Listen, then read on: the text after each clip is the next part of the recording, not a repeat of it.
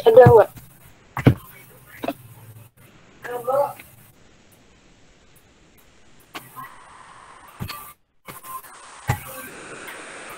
Baik, bismillahirrahmanirrahim. Assalamualaikum warahmatullahi wabarakatuh. Waalaikumsalam warahmatullahi wabarakatuh. Selamat malam Bapak dosen dan teman-teman lainnya yang berbahagia. Yang terhormat Bapak Ubaidillah, MPD, selaku dosen pembimbing pada mata kuliah fikih serta teman-teman lainnya yang berbahagia. Pertama-tama, marilah kita panjatkan puji syukur kepada kehadirat Allah Subhanahu wa Ta'ala yang telah memberikan rahmat kesehatan dan keselamatan sehingga kita dapat berkumpul dan bertatap muka di ruang kelas online ini. Baiklah, sebelum memulai pembelajaran, alangkah baiknya bersama-sama membaca basmalah. Bismillahirrahmanirrahim. Adapun topik yang akan saya bahas pada malam ini adalah objek ilmu fikih dan usul fikih. Baiklah, sesuai ke materi. Objek ilmu fikih dan usul fikih. Objek ilmu fikih pada pokoknya yang menjadi objek pembahasan dalam ilmu fikih adalah perbuatan mukallaf. Dilihat dari sudut hukum syara, perbuatan tersebut dapat dikelompokkan dalam 3 kelompok besar, yaitu ibadah, muamalah, dan ukubah. Pertama, pada bagian ibadah tercakup segala persoalan yang pada pokoknya berkaitan dengan urusan akhirat. Artinya, segala perbuatan yang dikerjakan dengan maksud mendekatkan diri kepada Allah seperti sholat, puasa, haji, dan sebagainya. Bagian kedua yaitu muamalah, yaitu mencakup hal-hal yang mengatur hubungan sesama manusia dalam masalah harta, seperti jual beli, sewa menyewa, pinjam meminjam, amanah, dan harta peninggalan. Pada bagian ini juga dimasukkan persoalan munafahat dan siasah. Ketiga, bagian ukubah, yaitu mencakup segala persoalan yang menyangkut tindak pidana seperti pembunuhan, pencurian, perampokan, pemberontakan, dan lain-lain. Bagian ini juga membicarakan hukum-hukuman seperti qisas, had, diyat, dan ta'zir. Adapun objek pembahasan fikih dapat diperinci kepada 8 bagian. Pertama, kumpulan hukum yang digolongkan ke dalam ibadah, seperti sholat, puasa, zakat, haji, jihad, dan nazar. Kedua yaitu kumpulan hukum yang berkaitan dengan masalah keluarga, seperti perkawinan, talak, nafkah, wasiat, dan pusaka. Hukum seperti ini sering disebut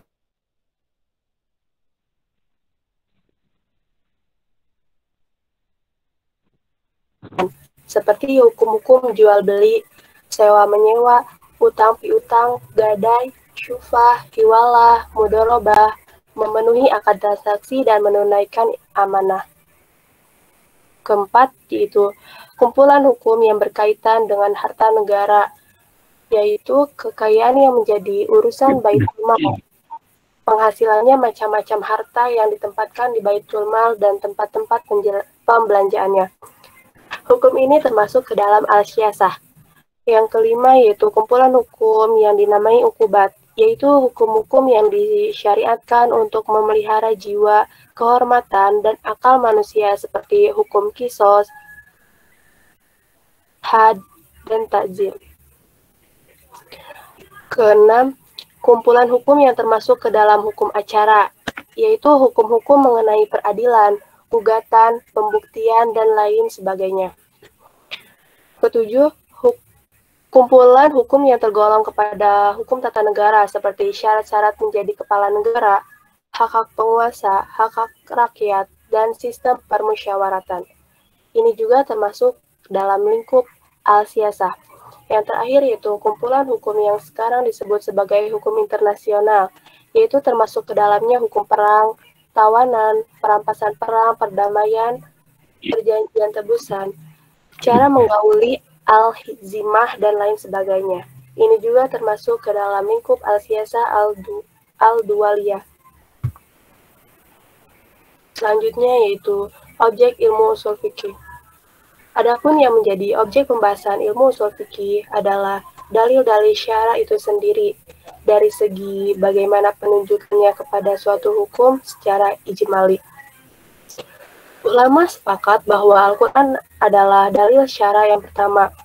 Gambaran Al-Quran kepada hukum tidak hanya menggunakan satu bentuk kalimat tertentu, tetapi tampil dalam berbagai bentuk, seperti kalimat perintah yaitu sigot amar, kalimat larangan sigot nahi, kalimat yang bersifat umum, mutlak, dan sebagainya. Adapun tujuan akhir yang hendak dicapai oleh ilmu fikih dan usul fikih adalah, menurut Abdul Wahab Khalaf mengatakan bahwa maksud akhir yang hendak dicapai dari ilmu fikih adalah penerapan hukum syariat kepada amal perbuatan manusia, baik tindakan maupun perkataannya. Dengan mempelajarinya, orang akan tahu mana yang diperintah dan mana yang dilarang, mana yang sah dan mana yang batal, mana yang halal dan mana yang haram, dan lain sebagainya. Begitu juga dengan ilmu fikih, Khalaf berpendapat tujuan akhir yang hendak dicapai dengan ilmu ini adalah penerapan kaidah-kaidah dan pembahasan-pembahasannya kepada dalil-dalil tafsili untuk sampai kepada hukum syariat yang ditunjuk oleh dalil-dalil tersebut. Jadi, bila ilmu fikih bertujuan untuk memberi pelajaran, pengetahuan, atau petunjuk tentang hukum, atau mana yang disuruh dan mana yang dilarang, mana yang boleh dan yang tidak boleh, serta menunjukkan cara melaksanakan suatu perintah dan lainnya, maka ilmu ushul fikih memberi pengetahuan kepada umat Islam tentang sistem hukum dan metode pengambilan hukum itu sendiri. Dengan ilmu ini, yaitu ushul fikih, diharap umat Islam terhindar dari taglid, yaitu ikut pendapat orang lain tanpa mengetahui alasannya. Baiklah, mungkin itu saja materi yang saya dapat sampaikan pada malam hari ini. Saya cukupkan, mohon maaf apabila ada kekurangan dari penyampaian materi saya. Wassalamualaikum warahmatullahi wabarakatuh. Waalaikumsalam warahmatullahi wabarakatuh. Ya, terima kasih kepada Hani yang sudah memberikan atau menjelaskan tentang objek ilmu fikih. Ya. Kalau di sini tadi Hani menerangkan ada 8 fan. Ada 8 fan objek ilmu fikih. Ini kalau sudah 8 fan dikuasai oleh seseorang, baru dikatakan 100% seorang kiai. Setuju tidak? Setuju tidak? Halo? Halo?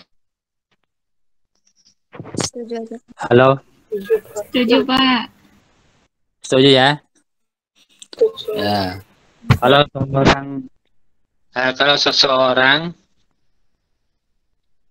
seseorang cuma di satu fan saja yang dia kuasai, ya. Contoh hanya di dalam ibadah saja. Seperti sholat, puasa, zakat, haji, jihad, dan nazar. Dikuasai ini bidang-bidang yang disebutkan tadi. Tapi yang 7 fan belum dikuasai.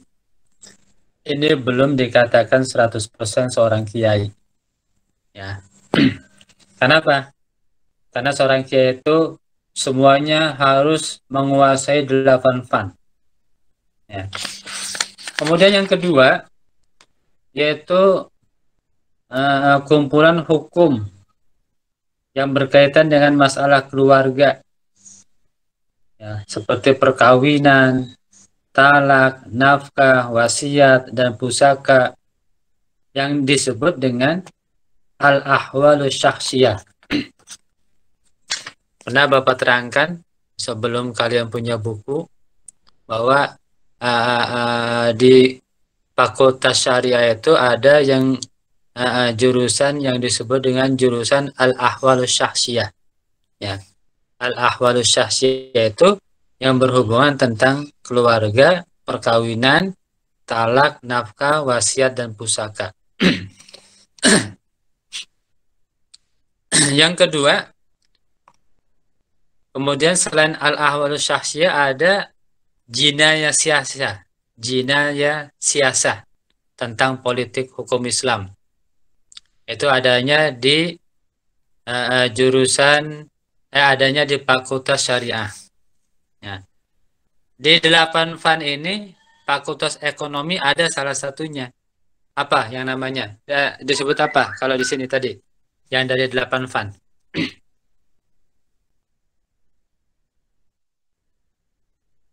Halo? Di sini ada dari 8 fan ini, dari Fakultas Ekonomi ada salah satunya. Fan yang dikhususkan.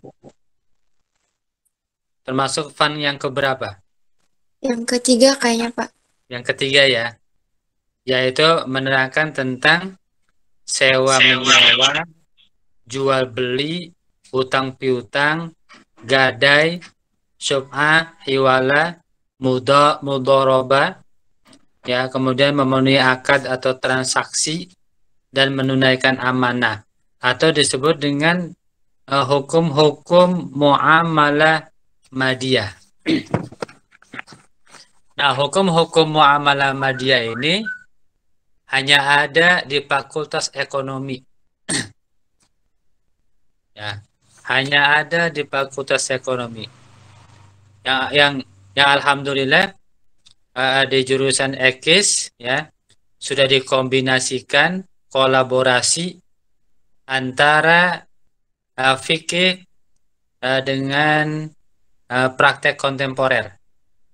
Fikih praktek kontemporer. Ya, ada nanti transaksi di bank, kemudian di pegadaian, kemudian utang piutang di koperasi ataupun yang lainnya. Nah, ini adalah wilayahnya Fakultas Ekonomi dan Bisnis Islam. Ya. Nanti akan lebih spesifiknya yaitu di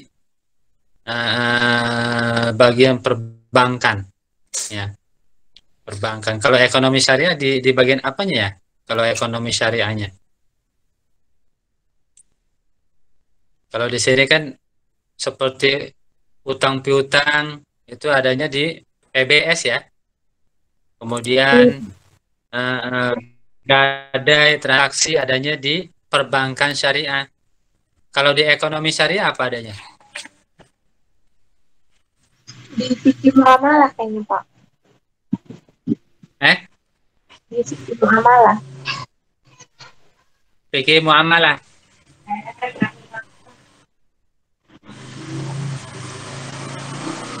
Di semester 3 sudah mulai menjurus belum? Ekonomi makro, mikro ya, masuknya ya? Belum. Iya, Pak. Ya, kalau di MK-nya ekonomi makro, mikro kan ya? Iya, Pak. Nah, itu Fakultas PB itu lebih ke bagian C ya, atau muamalah madiyah. Kalau di dalam fikih ilmunya ilmu boyo ya, jual beli. Nah, itulah dari 8 ini ya, Masya Allah, kita menguasai satu fan saja nih, satu fan di bidang ekonomi seperti yang sudah dipraktekkan oleh Profesor Dr. Kiai Haji Ma'ruf Amin yang sekarang sudah menjadi wakil presiden. Nah, beliau termasuk daripada fan ketiga ini, ya, ekonom, termasuk ekonom. Ya. Karena beliau adalah yang menggagas adanya bank syariah, yang tadinya konvensional ada bank syariah, BJB syariah, BTN syariah, BNI syariah, BRI syariah, serba syariah. Nah, itu gagasan beliau. Oleh karena itu beliau termasuk daripada ekonom. Satu fund itu hanya ada di satu fakultas ya. Konsentrasinya itu ada di satu fakultas. Ya. Tidak mungkin semuanya bisa selesai jika kita hanya di satu fund atau di satu fakultas atau satu jurusan. Kalau kalian misalnya S1-nya di Fakultas Ekonomi, maka fund yang ketiga ini sudah kalian kuasai. Ya, ingin ke fund yang kedua, misal tinggal pilih apakah mau fund jinayah politik Islam, ya, mau politik Islam ataupun al-ahwal syahsiyah. Nah, nanti kalian ketika S2 memilih jurusan itu, ya, politik Islam, ya, berhubungan tentang ketatanegaraan. Ya, di sini sudah ada tuh, ya, yang termasuk daripada politik Islam. Kemudian ada hukum yang sekarang disebut sebagai hukum internasional, ya, termasuk ke dalamnya hukum perang. Bagaimana kita berperang, ya. Kemudian ketika tawanan, kemudian rampasan perang, damai, perjanjian tebusan. Nah, itu termasuk daripada hukum internasional. Jadi 8 fund ini, ya, jarang sekali orang semuanya bisa memilikinya. Jarang sekali. Oleh karena itu, jika kita ingin 4 fund saja, berarti kita harus mencari di luar itu. Ketika kalian sudah khusus atau khusyuk ke bagian C, ya, yang termasuk muamalah madiyah, maka kalian walaupun S1 selesai dari kampus, kalian cari ilmu tentang cara-cara beribadah, ya, atau fikihnya fikih ibadah. Kalian mengaji tentang sholat itu supaya khusyuk bagaimana. Fund 1 saja ini ribet, ya. Fund 1 ini fund 1 di bidang ubudiyah itu sangat luar biasa. Permasalahan-permasalahan fikih, ya, dari masa ke masa, sekarang terjadi, dulu tidak pernah terjadi, maka fikih kontemporer lah yang berbicara tentang puasa, zakat, haji, jihad, dan nazar. Ya, itu adalah hal-hal yang harus kalian perhatikan, ya. Walaupun S1 di bidang ekonomi, ya. Kalau ekonomi tadi yang disebutkan oleh Bapak termasuk muamalah madiyah, ya. Fakultas Ekonomi, muamalah madiyah, perekonomian. Itu ada di fund bagian C. Ya. Nanti kalian ketika S2 cari misalnya fund apa nih yang ingin kalian konsentrasikan. Contoh misalnya kalian akan lebih fokus ke bagian syariah. Nanti S3-nya di bagian apa lagi? Ya, misalnya di bagian fikih, nanti di bagian pendidikan agama Islam. Itulah, ya, fund-fund yang harus kita lalui. Fund-fund yang harus kita lalui. Oleh karena itu tidak bisa disebut kiai kalau belum sampai selesai ke 8 fund ini. Artinya jika belum dikuasai 8 fund ini, maka kekiaiannya belum bisa keautentikannya belum bisa disyahidkan gitu, ya. Baik, karena ada 5 mahasiswa yang presentasi ini baru satu. Kita selesai di presentasi satu. Mari kita berlanjut ke yang kedua. Silakan. Narasumber yang kedua siapa? Shirley, Pak. Ya, silakan. Shirley, tampil. Minta tolong sharing ke Hani. Iya, Hani. silakan. Nggak apa-apa.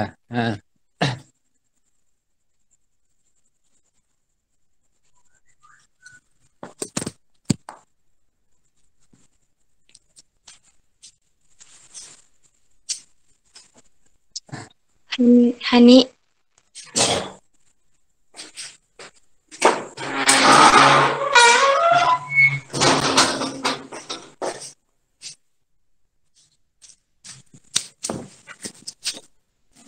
Ayo, orang keronjo. Silakan. Dimulai. Bismillahirrahmanirrahim. Assalamualaikum warahmatullahi taala wabarakatuh. Yang terhormat, Warahmatullahi wabarakatuh. yang terhormat Bapak Ubedillah MPD selaku dosen pengampu mata kuliah fikih dan tidak lupa pula teman-teman yang saya banggakan. Baik, saya Sari Awalia. Di sini saya ingin mempresentasikan materi mengenai ilmu fikih dan usul fikih.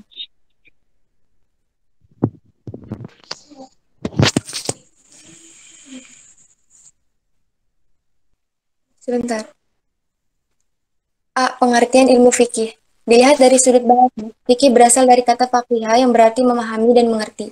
Dalam peristilahan syar'i, ilmu fikih dimaksudkan sebagai ilmu yang berbicara tentang hukum-hukum syar'i amali, praktis, yang penetapannya diupayakan melalui pemahaman yang mendalam terhadap dalil-dalilnya yang terperinci dalam nas Al-Quran dan hadis. Lengkapnya definisi itu berbunyi, al-ahkamu syar'iyatil amaliyatil maktasabi min adalatiha tafsiliyah. Hukum syar'i yang dimaksud dalam definisi di atas adalah segala perbuatan yang diberi hukumnya itu sendiri dan diambil dari syariat yang dibawa oleh Nabi Muhammad SAW. Adapun kata amali dalam definisi itu dimaksudkan sebagai penjelasan bahwa yang menjadi lapangan pengkajian ilmu ini hanya yang berkaitan dengan perbuatan atau amaliyah, mukallaf, dan tidak termasuk keyakinan atau iktikad, akidah dari mukallaf itu. Adapun dalil-dalil terperinci al-tafsili maksudnya adalah dalil-dalil yang terdapat dan terpapar dalam nas di mana satu persatunya menunjuk pada satu hukum tertentu. Dalam versi lain, fikih juga disebut sebagai koleksi atau majmu, hukum-hukum syariat yang berkaitan dengan perbuatan mukallaf dan diambil dari dalil-dalilnya tafsili. Majmu'atil ahkami syar'iyyatil amaliyatil maktabi min zatiha fasliyah. Dengan sendirinya, ilmu fikih dapat dikatakan sebagai ilmu yang bicara tentang hukum-hukum sebagaimana disebutkan itu. B. Pengertian ilmu usul fikih. Pengertian usul fikih dapat dilihat dari dua sisi. Yang pertama, sebagai rangkaian dari dua kata, usul dan fikih. Yang kedua, sebagai satu bidang ilmu dari ilmu-ilmu syariat. Dilihat dari sudut tata bahasa Arab, rangkaian kata usul dan fikih tersebut dinamakan tarkib idhofi. Sebagai dua kata itu memberi pengertian usul bagi fikih. Usul adalah bentuk jamak dari kata asl yang berarti sesuatu yang dijadikan dasar bagi sesuatu yang lain.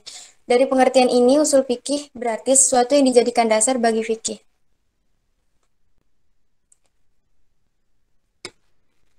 Sebagai nama dari suatu bidang ilmu dari ilmu-ilmu syariat, para ulama mengungkapkan definisi ini dalam berbagai pengertian. Yang pertama, menurut Al-Khudhari, mengartikan ilmu usul fikih sebagai al-qawaidu allati yatawasilu biha ila istibatil ahkami syar'iyyatil minal adalah kaidah-kaidah yang dengannya diistinbatkan hukum-hukum syara dari dalil-dalil tertentu. Yang kedua yaitu Abdul Wahab Khalaf. Al-ilmu bil qawaid wal bahutha allati yatawasila biha ila ilal ahkami syar'iyyatil amaliyati min azalatiha tafsiliyah.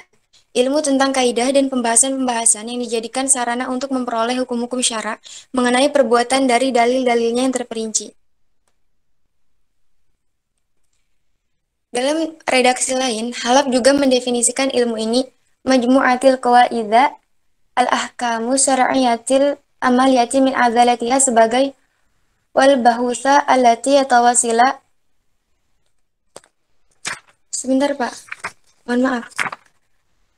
Dalam redaksi lain, Halab juga mendefinisikan ilmu ini sebagai majmu'atil qawaidha wal bahutha allati yatawasila biha ila istifadatil ahkami syar'iyyatil amaliyati min adalatiha tafsiliyah. Kumpulan-kumpulan kaidah-kaidah dan pembalasan-pembalasan yang dijadikan sarana untuk memperoleh hukum-hukum syara mengenai perbuatan dari dalil-dalil yang terperinci. Di pihak lain, secara detail Abu Jahroh mengatakan bahwa ilmu usul fikih adalah ilmu yang menjelaskan kepada mujtahid tentang jalan-jalan yang harus ditempuh dalam mengambil hukum-hukum dari nas dan dari dalil-dalil yang lain disandarkan kepada nas itu sendiri. Oleh karenanya, usul fikih juga dikatakan sebagai kumpulan kaidah atau metode yang menjelaskan kepada ahli hukum Islam tentang cara mengeluarkan hukum dari dalil-dalil syara. C. Perbedaan antara ilmu fikih dan ilmu usul fikih. Usul fikih dari uraian di atas terlihat perbedaan yang nyata antara ilmu fikih dan ilmu usul fikih. Kalau ilmu fikih itu berbicara tentang hukum dari suatu perbuatan, maka ilmu usul fikih bicara tentang metode dan proses bagaimana menemukan hukum itu sendiri, atau dilihat dari sudut aplikasinya, fikih akan menjawab pertanyaan, apa hukum dari suatu perbuatan, dan usul fikih akan menjawab pertanyaan bagaimana cara atau proses menemukan hukum yang digunakan sebagai jawaban permasalahan yang dipertanyakan tersebut. Oleh karena itu, fikih lebih bercorak produk sedangkan usul fikih lebih bermakna metodologis.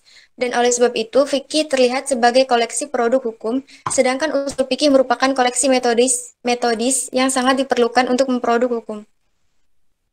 Sekian, mungkin itu saja yang bisa saya sampaikan. Kurang lebihnya mohon maaf. Wassalamualaikum warahmatullahi taala wabarakatuh.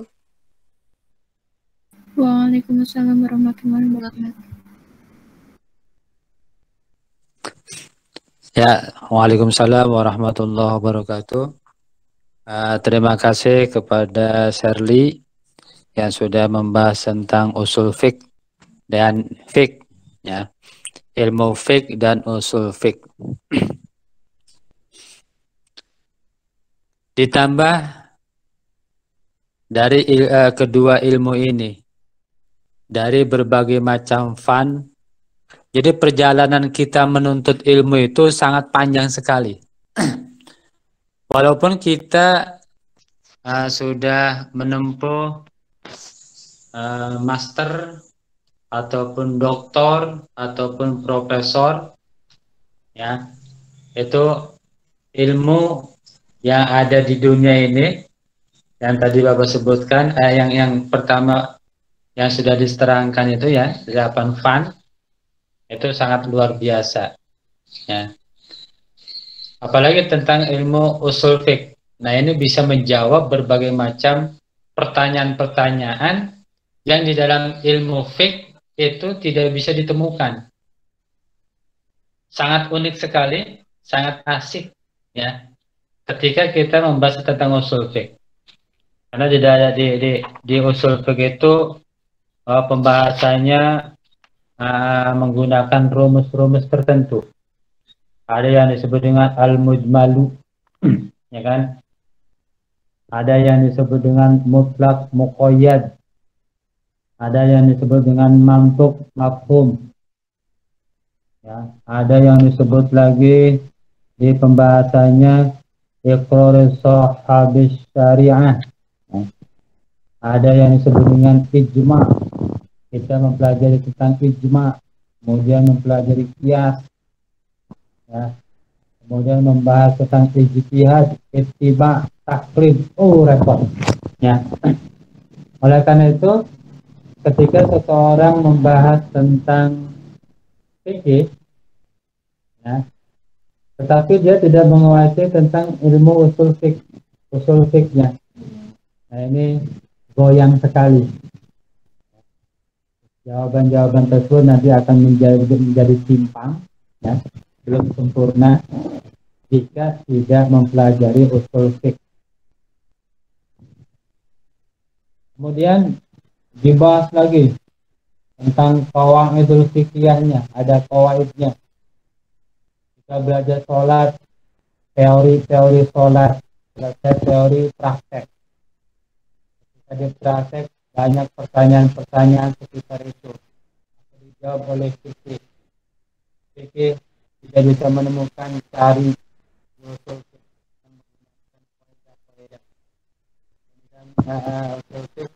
Ada yang disebutkan al-qur'an 5 qasiyah dan ada yang ma'yus syaratu fihi ta'min wal khata'u fihi mubtilun. Kemudian ada kata-kata lagi kaidah usul fikihnya ma'yus syaratu ta'arrudu lahu jumlatan wala yustaratu ta'minuhu tafsilan juga ayyanahu wa afsaha. Dan ada lagi mala yustaratu ta'arudu lahu jumlatan wala tafsilatan juga ayyanahu wa afsaha lam yadurra. Ada lagi maqasidul lafzi ala niyatil lafzi. Oh, banyak. Di usul fiqh ada penulis dari negara tercinta, yaitu seorang ahli dalam usul fiqh, tidak asing lagi di kalangan pesantren, yaitu penulisnya adalah Syekh Abdul Hamid Hakim. Dia adalah tokoh usul fiqh Indonesia. Kalau yang di pesantren sudah pernah mempelajari ini, nanti kalau sudah selesai mempelajari usul fiqh yang disebut dengan kitab Mabadi Awaliyah, pengarangnya atau penulisnya adalah Abdul Hamid Hakim, itu sudah luar biasa. Satu kitabnya kecil, tapi untuk menjawab pertanyaan-pertanyaan sekitar fikih, ya itu luar biasa dengan menggunakan faedah-faedah usul fiqh. Selesai usul fiqh Mabadi Awaliyah, satu lagi, kedua, yaitu kitab As-Sulam. As-Sulam selesai, kita kembali ke bab 3 dan menuju ke bab 3, ke jilid 3, yaitu Al-Bayan. Ya. Karena itu dari ketiga kitab ini sudah harus kita kuasai. Ya, sampai kalian sebagai penuntut ilmu, orang yang menimba ilmu, sampai ketiga ilmu ini, ketiga kitab ini, dari jilid 1, 2, 3,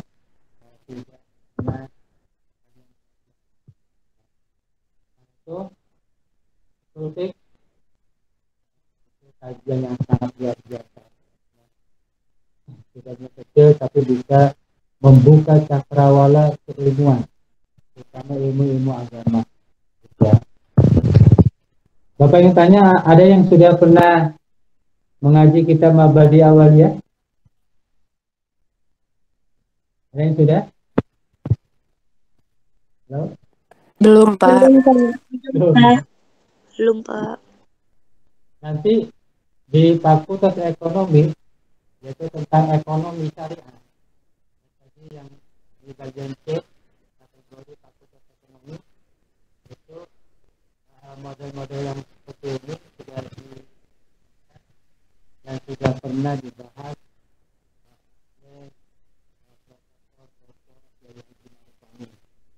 menggunakan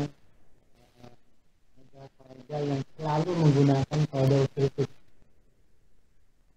Dia ahli usul fiqh di bidang perekonomian, baik perbankan syariah, asuransi syariah, ataupun ekonomi syariah. Itu bidangnya. Jadi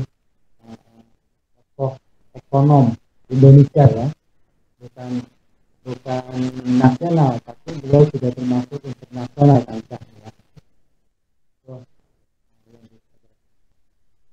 Sambung atau tambahkan, mungkin tidak bisa ada tanya jawab 100 menit, 5 peserta yang maju atau presentasi malam ini ada tanya jawab nanti, dan yang 3 orang tidak bisa maju. Baik, itu saja penjelasan atau tambahan dari Bapak.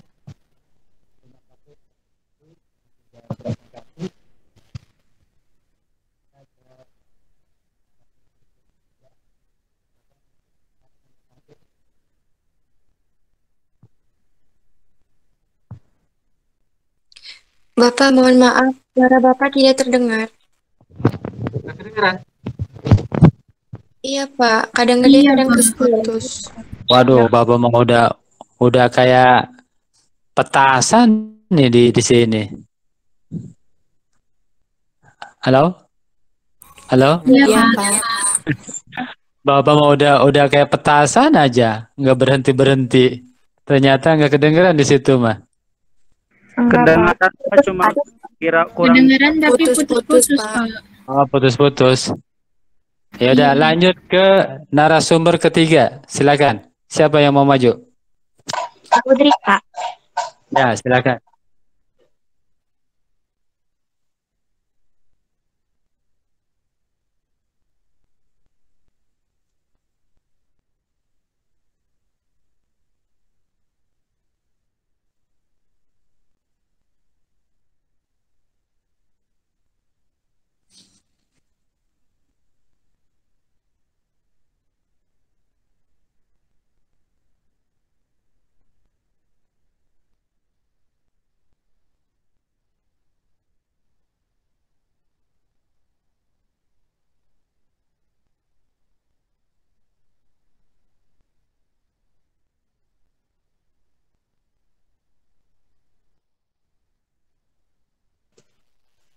Assalamualaikum warahmatullahi wabarakatuh. Yang terhormat, Waalaikumsalam warahmatullahi wabarakatuh. yang terhormat kepada Bapak Ubadillah MPD selaku dosen pengampu mata kuliah fikih serta teman-teman sekalian. Di sini izinkan saya mempresentasikan materi mengenai hukum syar'i.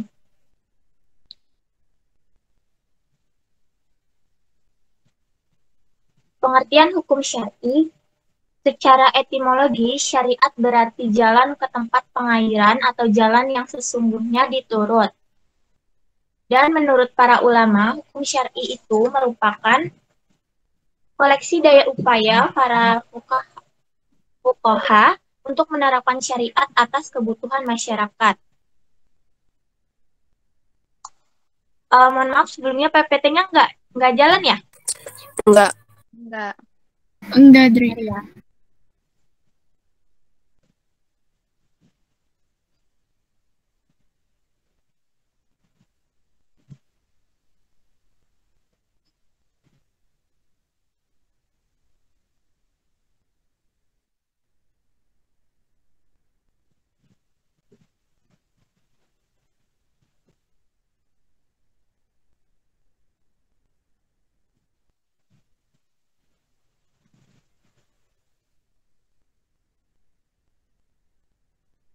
Udah terlihat? Sudah. Sudah, Dri.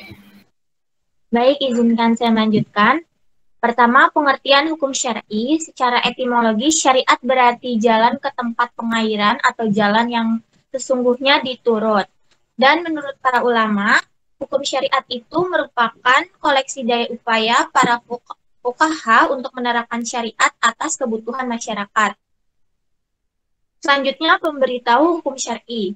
Manusia hidup dalam suatu komunitas di mana masing-masing mereka mempunyai kepentingan.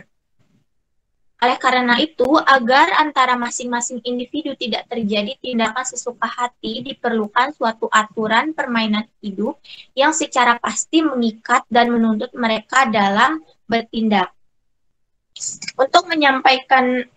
Untuk menyampaikan aturan-aturan itu, Allah mengangkat Rasul sebagai pesuruh atau utusannya kepada manusia. Oleh sebab itu, setelah Rasul diutus dan aturan-aturan tersebut telah sampai kepada manusia, maka sejak saat itu pula manusia ditaklifi untuk mematuhi segala aturan tersebut dalam segala tindakan yang mereka lakukan. Selanjutnya ada pembagian hukum syar'i, yaitu hukum taklifi, yang secara definisi adalah seri yang mengandung tuntunan untuk dikerjakan atau ditinggalkan oleh para mukallaf, atau yang mengandung pilihan antara yang dikerjakan dan ditinggalkan.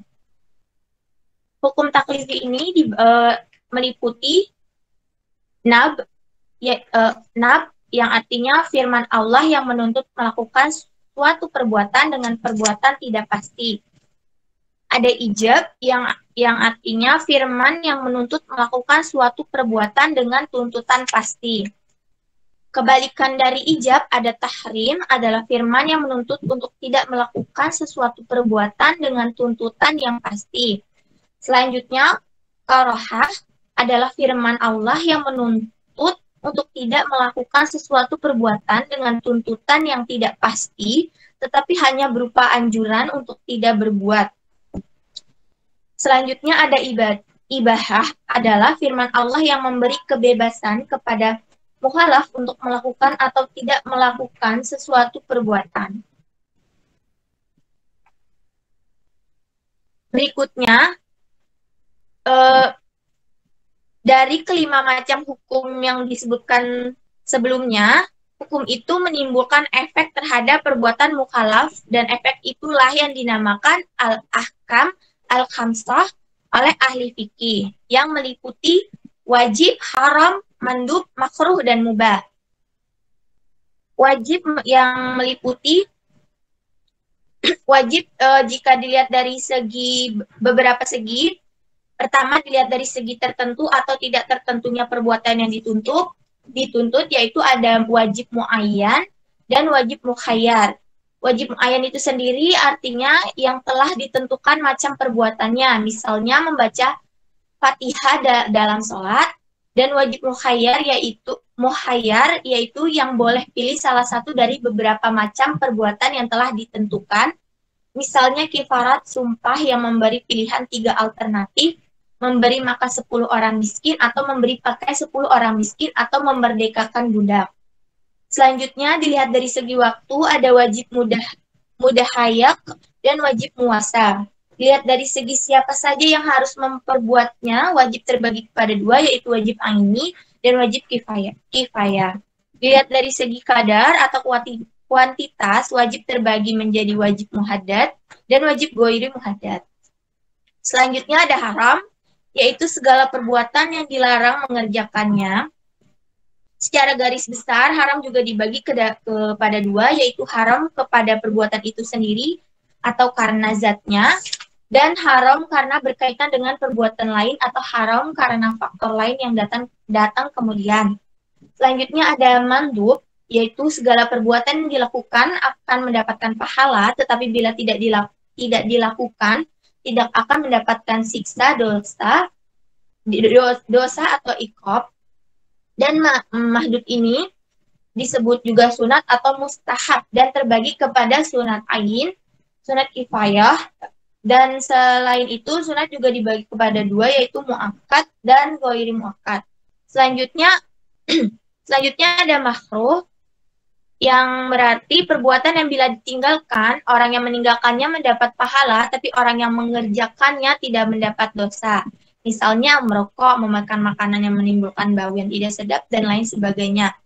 Dan makruh ini sendiri kebagi menjadi 2 menurut para ulama. Yang pertama makruh tanzi, yaitu segala perbuatan yang meninggalkan lebih baik daripada mengerjakan, seperti contoh-contoh di atas. Maaf, yang seperti contoh yang saya sebutkan sebelumnya. Selanjutnya ada makruh tahrim, yaitu segala perbuatan yang dilarang, tetapi dalil yang melarangnya itu zani bukan khati. Misalkan bermain catur, memakan kala, dan memakan daging ular. Sekiranya hanya itu yang dapat saya sampaikan, kurang lebihnya mohon maaf. Wabillahi taufiq wal hidayah. Wassalamualaikum warahmatullahi wabarakatuh. Waalaikumsalam warahmatullahi wabarakatuh. Ya, terima kasih kepada Putri yang sudah membahas tentang hukum syara, ya. Yang di sini disebutkan pembagiannya itu ada 9. Ya. Pertama hukum wajib, yang kedua mandub, yang ketiga mubah, yang keempat haram, yang kelima makruh, yang keenam sahih. Berapa nih? Wajib, mandub, mubah, haram, makruh, sahih, batal, rukhsah, ajimah. Ada 9 tuh ya. Itu tidak lepas dari ilmu usul fiqh juga, ya. Hukum-hukum syara tersebut. Bapak yang tanya nih, kedengeran nggak nih? Suara Bapak kedengeran nggak? Kedengeran. Kedengeran, Pak. Ya, jangan kayak tadi Bapak, kayak petasan gitu kan. Nggak berhenti-berhenti, ternyata nggak kedengeran kan.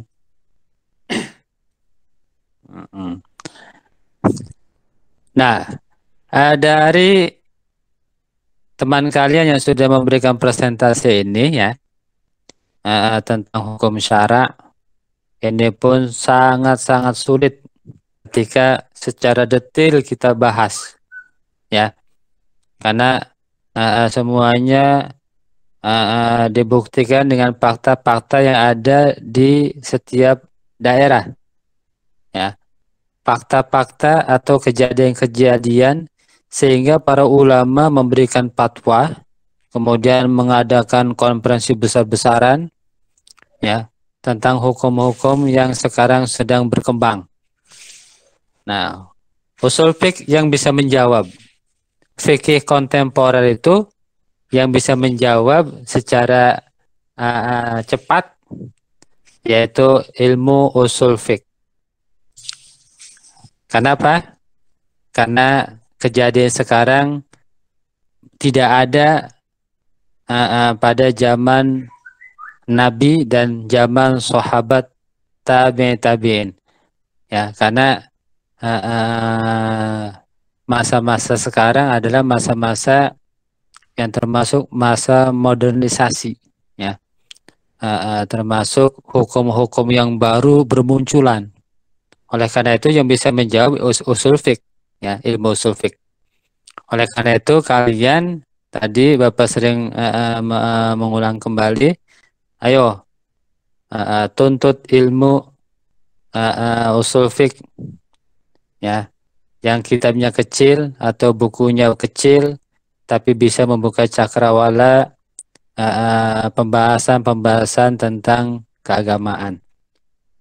Ya, baik, terima kasih kepada narasumber yang ketiga. Sekarang yang keempat, kepadanya dipersilakan untuk memberikan materi selanjutnya. Kepadanya dipersilakan. Baik, Pak. Terima kasih.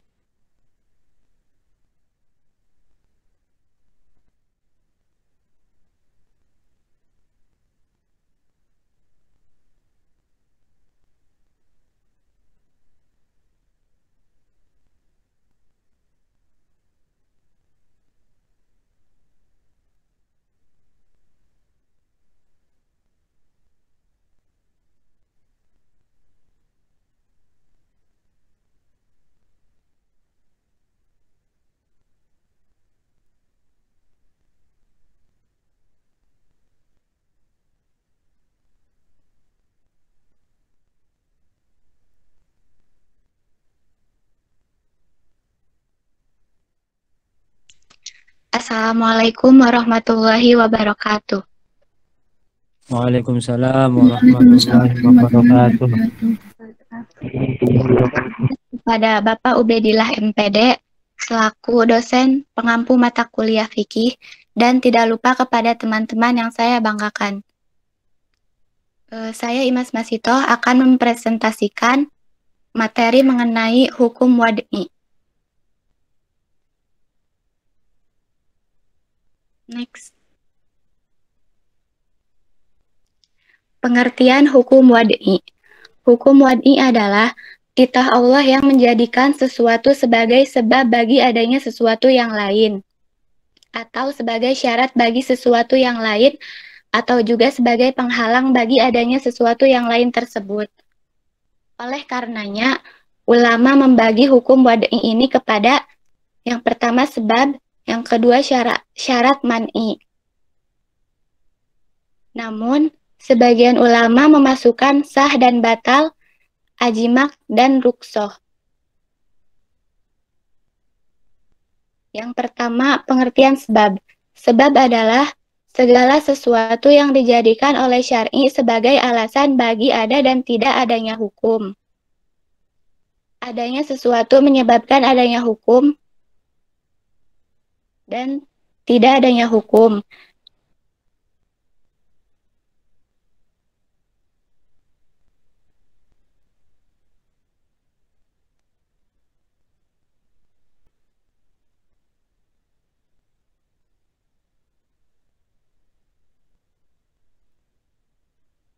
Sebab terbagi dua, yaitu yang pertama sebab yang di luar kemampuan mukallaf, dan yang kedua sebab yang berada dalam kesanggupan mukallaf. Pengertian kedua, syarat. Syarat adalah segala sesuatu yang tergantung adanya hukum dengan adanya sesuatu tersebut, dan tidak adanya sesuatu mengakibatkan tidak ada pula hukum. Syarat terbagi dua, yaitu yang pertama syarat hakiki dan yang kedua syarat ja'li.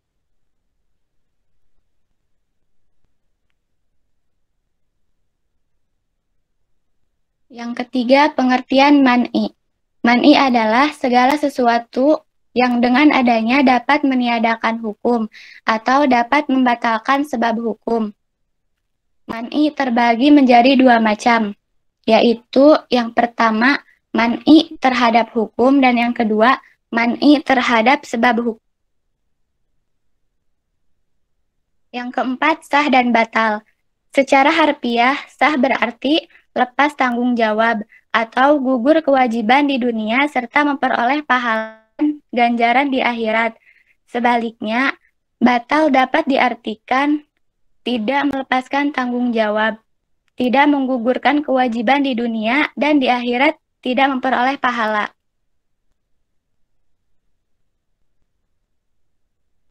Yang kelima, ajimah dan ruksoh. Ajimah adalah peraturan-peraturan Allah yang asli dan terdiri atas hukum-hukum yang berlaku umum.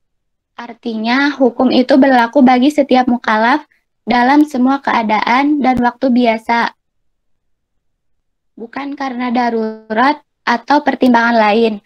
Dan sebelum peraturan tersebut belum ada peraturan lain yang mendahuluinya. Yang kedua, pengertian ruksoh. Ruksoh adalah peraturan-peraturan yang tidak dilaksanakan karena adanya hal-hal yang memberangkatkan dalam menjalankan ajimah. Dengan kata lain, ruksoh adalah pengecualian hukum-hukum pokok ajimah sebagaimana disebut sebelumnya. Suaranya ada gak?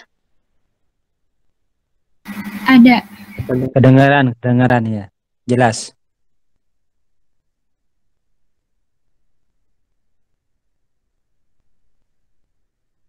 Next.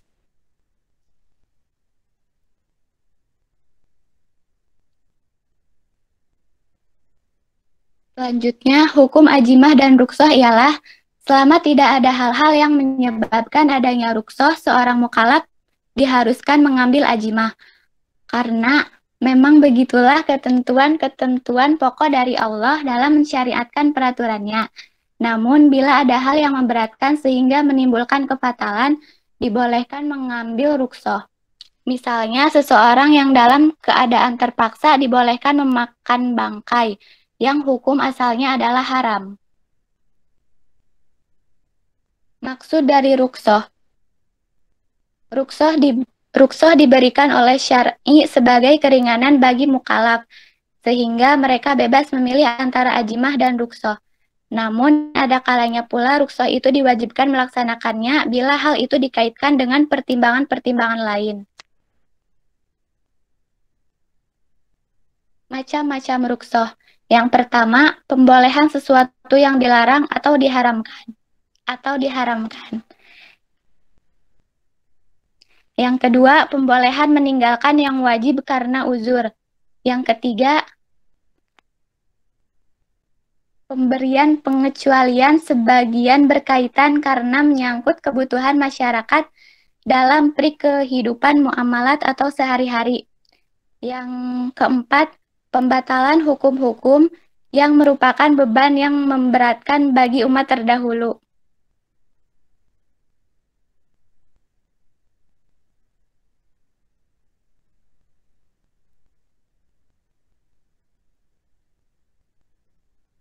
Perbedaan hukum taklifi dan hukum wad'i. Yang pertama, dilihat dari sudut pengertiannya, hukum taklifi adalah hukum Allah yang berisi tuntunan-tuntunan untuk berbuat atau tidak berbuat suatu perbuatan, atau membolehkan memilih antara berbuat dan tidak berbuat. Sedangkan hukum wad'i tidak mengandung tuntunan atau memberi pilihan, hanya menerangkan sebab atau halangan suatu hukum. Yang kedua, dilihat dari sudut kemampuan mukallaf untuk memikulnya. Hukum taklifi selalu dalam kesanggupan mukallaf, baik dalam mengerjakan atau meninggalkannya. Sedangkan hukum wad'i kadang-kadang dapat dikerjakan atau disanggupi oleh mukallaf dan kadang-kadang tidak. Yang terakhir, hukum taklifi mempunyai sanksi hukum, sementara hukum wad'i hanya mempunyai konsekuensi hukum. Mungkin hanya itu yang dapat saya sampaikan, kurang lebihnya mohon maaf. Wassalamualaikum warahmatullahi wabarakatuh. Waalaikumsalam. Waalaikumsalam warahmatullahi wabarakatuh. Ya, terima kasih kepada narasumber tadi yang sudah menerangkan tentang hukum wad'i. Ya. Tadi disebutkan ada syarat, ada sebab, ada syarat, kemudian rukhsah, ya. Oleh karena itu pemahaman tentang agama bukan saja dari Al-Quran dan hadis. Seseorang tidak akan paham, seseorang ketika tidak memahami hal-hal yang ada di dalam Al-Quran, maka akan diperjelas oleh para ulama dengan menggunakan hadis. Ya, hadis menerangkan tentang sesuatu yang menimbulkan pertanyaan-pertanyaan yang tidak bisa terjawab. Maka hadis akan memperjelas. Jika seseorang tidak memahami apa yang ada di dalam hadis, apa tuh selanjutnya? Setelah hadis apa? Di Al-Quran dibahas jika sesuatu itu tidak terpecahkan masalahnya, maka muncul hadis. Ketika seseorang tidak memahami juga adanya hadis, maka dia akan menuju ke bagian 3. Ada yang tahu ke yang ketiga? Dalil atau sumber hukum? Kias bukan, Pak. Kias bukan, Pak. Kelewat. Al-Quran, hadis, yang ketiga? Ijma. Ijma. Masih belum paham lagi ya penjelasan tentang ijma, baru dengan hukum atau sumber hukum yang selanjutnya disebut apa? Kias, Pak. Kias. Al-Quran, hadis, ijma, kias. Ya. Itulah dalil-dalil sumber yang berhubungan tentang hal-hal yang berkaitan dengan pergaulan hidup sesama manusia, ya. Dari ke-8 fan itu, dari 8 fan yang tadi sudah disampaikan oleh narasumber pertama, nah itu pengambilannya dari Al-Quran, hadis, ijma, kias, ya. Itu adalah sumber hukum. Oleh karena itu jangan sampai kita ketika memutuskan satu hukum hanya dengan dua sumber, Al-Quran dan hadis. Inilah yang terjadi perdebatan-perdebatan antara para kiai, antara para tokoh-tokoh yang lain, karena sumber yang dia miliki ada yang mempunyai sumber dua saja, hanya Al-Quran dan hadis, dan ada yang Al-Quran, hadis, ijma, dan qiyas. Sehingga menimbulkan perbedaan pendapat terus. Ya. Akhirnya kontradiksi. Oleh karena itu, kalau sudah 4 sumber kita pegang, insya Allah ya, pertanyaan-pertanyaan yang berhubungan dengan kehidupan dari 8 fan tadi akan ada solusinya, begitu ya. Baik, narasumber yang terakhir ya sekarang ya. Iya, Pak. Ya, ada orangnya. Ada Pak Lintang. Ya, silakan. Jam 9 kurang 14 menit. Insya Allah kalau Lintang jika sudah menerangkan kayaknya sudah 100 menitan ya. Bapak kayaknya tidak bisa memberikan tambahan-tambahan karena waktunya juga sudah habis nantinya ya. Baik, Pak. Ya, jadi pas tuh 100 menit yaitu 5 peserta yang maju atau presentasi. Lanjut Lintang. Baik, Pak. Terima kasih, Pak. Assalamualaikum warahmatullahi wabarakatuh. Yang terhormat Bapak Ubedillah MPD dan teman-teman KIS 3A yang saya banggakan. Baik, saya Lina Nurfadilah akan mempresentasikan tentang hal-hal yang menggugurkan taklif.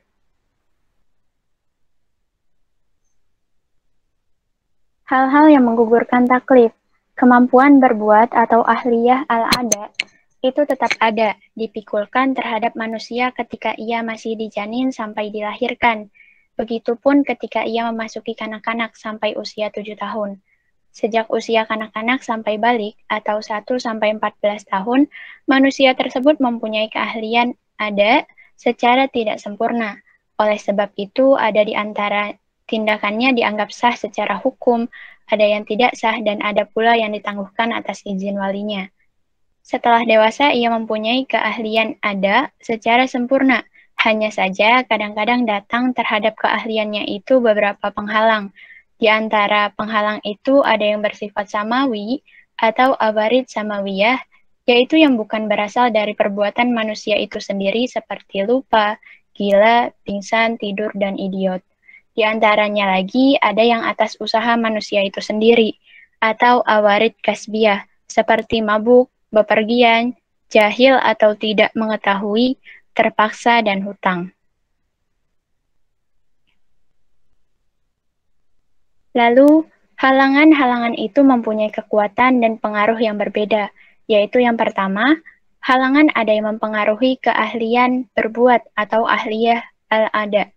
Yang kedua, halangan ada yang menghapuskan keahlian berbuat sama sekali, selamanya atau sementara, yaitu gila, pingsan, tidur, atau mabuk. Yang ketiga, halangan-halangan tersebut tidak menghapuskan keahliannya berbuat, tetapi menyebabkan keringanan, yaitu keadaan seperti bepergian, haid, nifas, dan lain sebagainya. Yang keempat, tidak menghapuskan atau meringankan, melainkan hanya mengubah hukum yang berlaku atas orang yang kena halangan, baik untuk kepentingannya atau untuk kepentingan orang lain seperti sakit keras. Lalu faktor yang memungkinkan kedua ahliyat atau hujub dan ada menjadi hilang. Yang pertama meninggal, kedua ahliyat, hujub, dan ada menjadi hapus kecuali bagi mayat yang masih punya hutang. Yang kedua gila atau hilang akal. Orang gila telah hilang akalnya, sehingga kesadaran berbuat tidak ada. Kedudukannya sama seperti dengan anak-anak yang belum mumayyiz. Yang ketiga, tidur. Menghilangkan keahlian berbuat selama tidur, karena akal orang tidur tidak dapat bekerja. Segala aktivitas yang dilakukannya selama ia tidur dianggap tidak sah. Hanya saja taklifnya ditunda sampai waktu ia terbangun. Lalu yang keempat ada mabuk. Mabuk dapat menghilangkan akal sementara. Perbuatan orang mabuk oleh sebagian ulama dianggap tidak sah dengan tidak memandang sebab-sebab mabuknya itu. Kalau mabuknya karena maksiat, seperti minum arak, maka ahliyat al-ada tidak hilang. Sebagai hukuman kepadanya, oleh sebab itu, talak orang yang mabuk karena maksiat dianggap sah. Namun kalau bukan karena maksiat, segala perbuatannya dianggap tidak sah. Lalu yang kelima ada haid dan nifas. Haid dan nifas tidak menghilangkan ahliyat al-ada dalam soal ibadah dan muamalah. Hanya saja soal ibadah karena tidak terdapat syarat sahnya yaitu suci, maka perbuatannya itu dilaksanakan waktu lain seperti puasa. Adapun sholat tidak diwajibkan mengkodonya karena hal itu memberatkan bagi perempuan. Baik, selanjutnya yaitu kesimpulan. Dapat disimpulkan dari pembahasan di atas bahwa hal-hal yang menyebabkan gugurnya taklif yaitu meninggal terkecuali jika mayit tersebut memiliki hutang yang belum dilunasi, hilangnya akal seseorang dikarenakan gila sehingga memiliki kedudukan yang sama seperti anak-anak yang belum memayyiz. Selain itu, tidur tidak menghapuskan kewajiban-kewajiban yang mesti dilakukannya. Hanya saja taklifnya ditunda sampai waktu terbangun serta mabuknya seseorang yang dilakukan secara sengaja. Baik, mungkin cukup sekian dari saya, kurang dan lebihnya mohon maaf. Terima kasih, wabillahi taufiq wal hidayah, wassalamualaikum warahmatullahi wabarakatuh. Waalaikumsalam warahmatullahi wabarakatuh. Terima kasih kepada Lintang, termasuk narasumber terakhir ya. Sekarang jam 9 kurang 5 menit. Masih ada waktu 15 menit. Yang biasanya yang 5 menit itu kita gunakan untuk foto bersama. Karena bukti bahwa kita sudah melaksanakan MK di malam hari ini ya. Perlu diketahui oleh kalian sebagai motivasi saja dari Bapak, mumpung kalian kuliah di Universitas Islam Negeri Sultan Maulana Hasanuddin Banten yang lokasi ada di Serang, Provinsi Banten. Di Provinsi Banten ini, alhamdulillah, yang namanya pesantren itu menjamur. Mumpung pesantren sekarang ada di setiap daerah. Kalian S1 kuliah di sini, manfaatkan untuk menimba ilmu yang ada di Provinsi Banten ini. Karena ilmu itu tidak bisa kita jalani ya hanya di satu fan tadi. Belum lagi ilmu-ilmu kanuragannya ya kan. Ilmu-ilmu hikmah. Tadi belum ke 8 fan tuh ya. Bapak bisa menyimpulkan bahwa di hukum-hukum itu yang tadi dipaparkan oleh narasumber pertama yaitu ada 8 fan. Sekarang Bapak menemukan satu fan lagi yaitu fan ilmu hikmah gitu kan. Ilmu hikmah ini adalah ilmu yang membahas tentang batinia. Ya, batinia yang nanti masuknya ke jalur ilmu tasawuf. Ilmu tasawuf yang prosesnya adalah melalui zikir kepada Allah Subhanahu wa taala agar kita selalu ingat kepada Allah Subhanahu wa taala.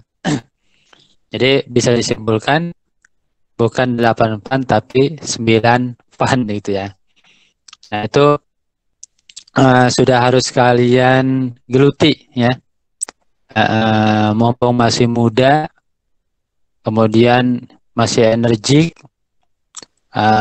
ilmu-ilmu yang ada di Provinsi Banten dari segi umum ataupun agama itu tinggal kitanya saja ya, mau mengunduhnya dengan cara bagaimana dan ke siapa. Insya Allah di Banten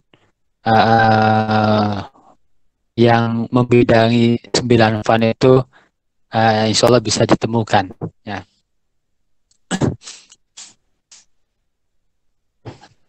Nanti Kosma tapi ini sesuai dengan urutan nomor absen ya. Apanya Pak? Yang tadi tampil, yang ditampil ngacak. Enggak, Pak. Oh ya, dan kalau tidak ngacak dari nomor 1 sampai 5, ya Bapaknya tinggal di absen aja kan ya, untuk menilai harian gitu kan. Baik, sudah jam 9 pas ya.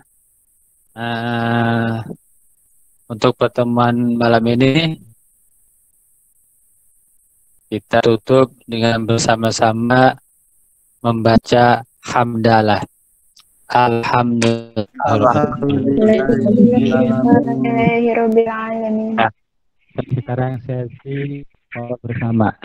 Silakan.